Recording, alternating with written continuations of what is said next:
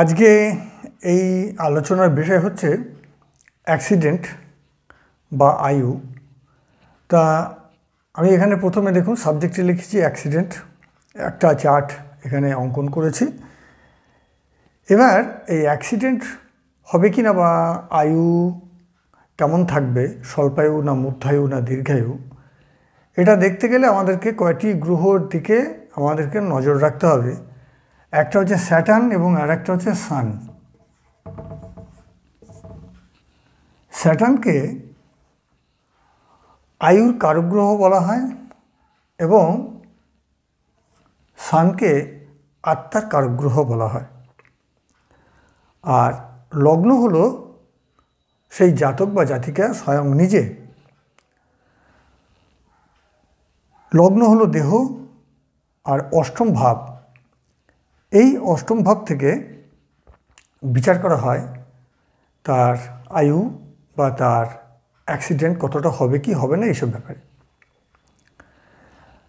তাহলে এটা মোটামুটি আপনারা সকলেই যদিও জানেন, কিন্তু আমাদের বেসিক দেখতে হবে যে ধরুন যদি এটা লগ্ন হয়, তাহলে লগ্নের মেষ যদি লগ্ন হয় তাহলে মেষ লগ্নের অধিপতি হবে মঙ্গল। বৃষ যদি লগ্ন হয় তাহলে বৃষ লগ্নের অধিপতি হবে শুক্র। মিথুন যদি লগ্ন হয় তাহলে মিথুন লগ্নের অধিপতি হবে বুধ। কর্কট যদি লগ্ন হয় তাহলে লগ্নের অধিপতি হবে চন্দ্র। আপনারা এগুলো সব জানেন। তাহলে সেই লগ্ন লর্ডের সঙ্গে এই সান বা রবির একটা সুসম্পর্ক থাকতে হবে। তাহলে লগ্ন লর্ডের সঙ্গে যদি সানের শত্রুতা থাকে, বৈরিতে থাকে, খারাপ সম্পর্ক থাকে, তাহলে কিন্তু স্বল্পায়ু, এটা প্রথমেই আপনি ধরে নেবেন। লগ্ন লর্ডের সঙ্গে যদি সানের সম থাকে তাহলে মধ্যমায়ু, মানে শত্রুও নয় মিত্রও নয়, সমভাবাপন্ন, তাহলে মধ্যমায়ু। লগ্ন লর্ডের সঙ্গে যদি রবির বা সানের যদি মিত্রতা থাকে তাহলে হচ্ছে দীর্ঘায়ু। এবার আমরা বলছি যে আয়ু বিচার করা হচ্ছে, আয়ুর যে কারক গ্রহ তা হলো স্যাটার্ন। তাহলে এখান থেকে আমরা ধারণা নেওয়ার চেষ্টা করব যে স্বল্পায়ু কোনটি। 1 থেকে 32 বছর স্বল্পায়ু, তারপরে 33 থেকে 64 পর্যন্ত মধ্যায়ু, 64 থেকে 100 পর্যন্ত সেটা হচ্ছে দীর্ঘায়ু। তাহলে আয়ুর স্প্যানটাকে আমরা এইভাবে দেখি। এরপরে কয়েকটি বেসিক কথা। মতান্তরের একটা ব্যাপার আছে। আমি যেমন লগ্নপতির সঙ্গে রবির কথা বললাম, মতান্তরে কিন্তু লগ্নপতির সঙ্গে মুনেরও অনেকে বিচার করে থাকে, যে যেটা রবির কথা বললাম সেটা কিন্তু চন্দ্র, মুন মানে চন্দ্র, চন্দ্রের ক্ষেত্রেও হতে পারে। অর্থাৎ লগ্নপতির সঙ্গে চন্দ্রের সম হলে মধ্যম, লগ্নপতির সঙ্গে যদি চন্দ্রের মিত্র থাকে তাহলে দীর্ঘায়ু, লগ্নপতির সঙ্গে চন্দ্রের বৈরিতে থাকে বা শত্রুতা থাকে তাহলে স্বল্পায়ু। এভাবেও কিন্তু একটা মত রয়েছে, এভাবেও কিন্তু বিচার করা হয়। এবার আমরা প্রথমে দেখব যে শনির সঙ্গে কোন কোন মানে গ্রহের সম্পর্ক রয়েছে। যদি দেখা গেল যে যেহেতু স্যাটার্ন হচ্ছে আয়ুকারক গ্রহ এবং এই স্যাটার্নের সঙ্গে যদি মঙ্গলের সম্পর্ক ডাইরেক্ট হয় তাহলে অ্যাক্সিডেন্ট হতে পারে। স্যাটার্নের সঙ্গে যদি রাহুর ডাইরেক্ট সম্পর্ক থাকে তাহলে অ্যাক্সিডেন্ট হতে পারে।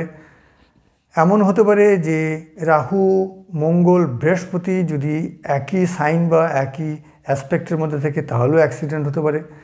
তাহলে এই বিষয়গুলো কিন্তু আমাদেরকে, এই যে বেসিক যে কথাগুলো বললাম এগুলো কিন্তু আমাদেরকে দেখতে হবে যখন আমরা আয়ু বা অ্যাক্সিডেন্টে একটা জাতক জাতিকার বিচার করব। দেখবেন অনেকে এসে বলবে দেখুন তো আমার কোনো বিপদ আছে কিনা, তার নিজেরও বলতে পারে বা তার পরিবারের অন্য কোনো সদস্য সম্বন্ধেও তারা কিন্তু জানতে চাইতে পারে। এখন আমি একটা দুর্ঘটনা ঘটেছে এমন একজনের চার্ট নিয়ে আপনাদের সঙ্গে একটু উদাহরণ হিসেবে তুলে ধরবো, তাহলে আপনাদের কাছে বিষয়টি পরিষ্কার হয়ে যাবে। দেখুন আমি আপনাদের কাছে চার্টটি এটা মুছে নতুনভাবে আমি একটা চার্ট তৈরি করে দেখাচ্ছি। দেখুন আমি একটা চার্ট এখানে করে রেখেছি। দেখুন বৃষ রাশিতে বৃহস্পতি, মিথুনে চন্দ্র রাহু, সিংহ লগ্ন, কন্যায় মঙ্গল রয়েছে এবং ধনুতে কেতু শনি বুধ রয়েছে, আর রবি কুম্ভ রাশিতে শুক্র রয়েছে। দেখুন প্রথমে আমরা যদি দেখি যে আমরা বলেছিলাম যে শনি হচ্ছে আয়ুর কারক গ্রহ, আর আত্মার কারক গ্রহ রবি, এবং মন মানসিকতা বা কারক গ্রহ হচ্ছে গিয়ে চন্দ্র। তাহলে প্রথমে যদি আমি এই বেসিক সূত্রগুলোকে, আমরা খুব জটিলতা যাব না, বেসিক সূত্রগুলোর দিকে যদি তাকাই, তাহলে দেখুন শনি কোথায় অবস্থান করছে? লগ্ন থেকে 1, 2, 3, 4, পঞ্চম। এটা পঞ্চম ভাবটা শুভ, কিন্তু শনি দেখুন কেতু যুক্ত হয়ে গেল। তাহলে কেতু শনি যোগ, এটা কিন্তু খুব একটা শুভ যোগ নয়। তাহলে আমাদের আয়ুর যে কারক গ্রহ শনি, সেটা কিন্তু দুর্বল হয়ে গেল। দেখুন দ্বিতীয় ভাবকে আমরা মারক ভাব বলি, আবার সপ্তম ভাবকে আমরা বলি। দেখুন আমাদের যে, এবার আমরা লগ্নকে দেখি, লগ্নের অবস্থানটা কি অবস্থায় রয়েছে। এটা একটা খুব সোজা চার্ট, জটিলতা নেই আর কি, এবং খুব অল্পতেই বোঝা যাবে। দেখুন লগ্ন লর্ড, লগ্নপতি রয়েছে কোথায়? ষষ্ঠে। ষষ্ঠ হচ্ছে বাধা, অ্যাক্সিডেন্ট, এই দুর্ঘটনার ভাব। তাহলে আবার এবার আমরা চন্দ্রকে দেখছি। চন্দ্র কোথায় বসে আছে? দেখুন রাহু বসে আছে মিথুনে, কেতু বসে আছে ধনুতে। তাহলে রাহু সবসময় এইভাবে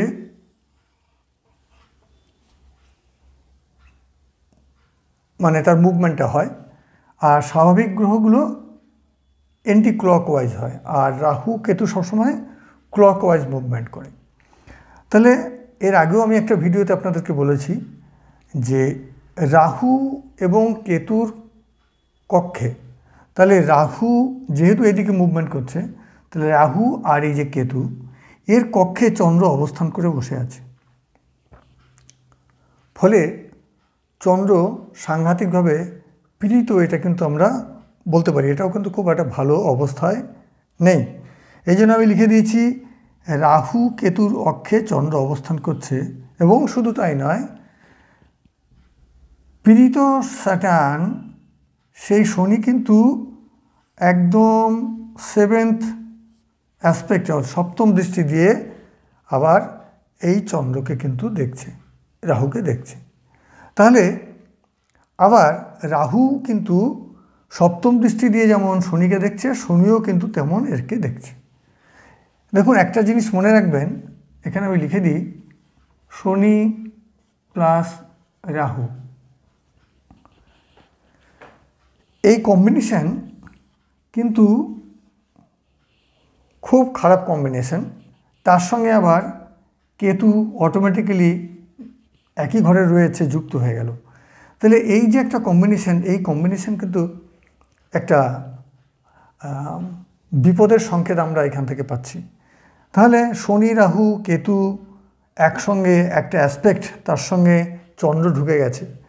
তাহলে এই জায়গাটা আমাদেরকে ইন্ডিকেট করছে যে সেই জাতক বা জাতিকার জীবনে কিন্তু একটা বিপদ আসতে চলেছে। তাহলে আমরা একদিকে রবিকে দেখলাম, সেও রাহু কেতুর অক্ষে বসে আছে এবং ষষ্ঠমভাবে বসে আছে। চন্দ্রকে দেখলাম রাহু কেতুর অক্ষে বসে আছে, চন্দ্র রাহু যুক্ত হয়ে আছে, দেখুন চন্দ্র রাহু যুক্ত হয়ে আছে এবং শনি দৃষ্ট হয়ে আছে। তাহলে এই জায়গা আমাদেরকে পরিষ্কার বলে দিচ্ছে যে এই জাতক জাতিকার কিন্তু এবং দেখুন সবচেয়ে বড় কথা, লগ্নপতি রবি কার ঘরে বসে আছে? শনির ঘরে বসে আছে। শনির সঙ্গে রবির কিন্তু একদম পুরো শত্রুতা, আবার সেই ভাবটা হচ্ছে ষষ্ঠ ভাব। তাহলে এই ব্যাপারগুলো দেখে আমরা বলতে পারবো যে এই জাতক বা জাতিকা যারই জন্মছক হোক না কেন, এর আয়ু কিন্তু খুব বেশি দিন নয়, স্বল্প আয়ুর। তো বলে রাখি ঘটনাচক্রে এটা একটা জাতিকার জন্মছক এবং এই জাতিকা বাল্যবশেই কিন্তু বিভিন্ন রোগ ভোগে কিন্তু সে মারা যায়। তাহলে এইভাবে আমাদেরকে কিন্তু বিষয়টা দেখতে হবে। এরপরে আমি আপনাদের এটা মুছে দিয়ে আমি কয়েকটা সূত্র বলে দেবো, যে সূত্রগুলো আপনারা লিখে রাখবেন। প্রথমেই বলেছি যে এটা একটা আমরা অ্যাক্সিডেন্টের বিচার করছি। এবার সূত্র আপনারা কীভাবে দেখবেন। প্রথম কথা হচ্ছে, ধরুন এটাকে আমি যদি লিখে দিই 2, 3, 4, 5, 6, 7, 8, 9, 10, 11, 12। তাহলে 1 নম্বরের সঙ্গে 3 নম্বর এবং 8 নম্বর এদের যদি কানেকশান তৈরি হয়, অর্থাৎ এখানে একটা দাগ দিয়ে আমি বলে দিই 1 + 3 + 8, এই কম্বিনেশনটা হলেই কিন্তু অ্যাক্সিডেন্ট হবে।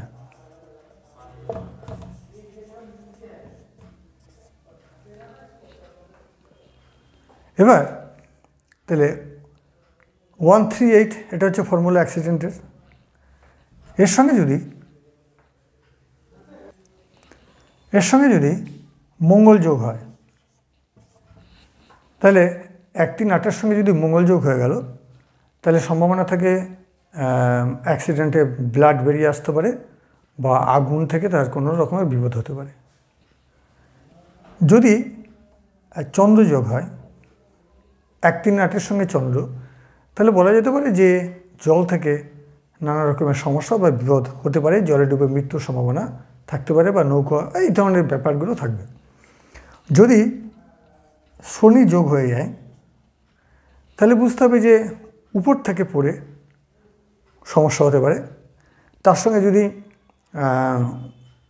রাহু, মঙ্গল, শনি, বৃহস্পতি থাকে, তাহলে আমাদেরকে ধরতে হবে যে ম্যাসিভ কোনো অ্যাক্সিডেন্ট, বড় কোনো অ্যাক্সিডেন্ট হবে, যে অ্যাক্সিডেন্টে কিন্তু তার লাইফ রিস্ক থাকবে।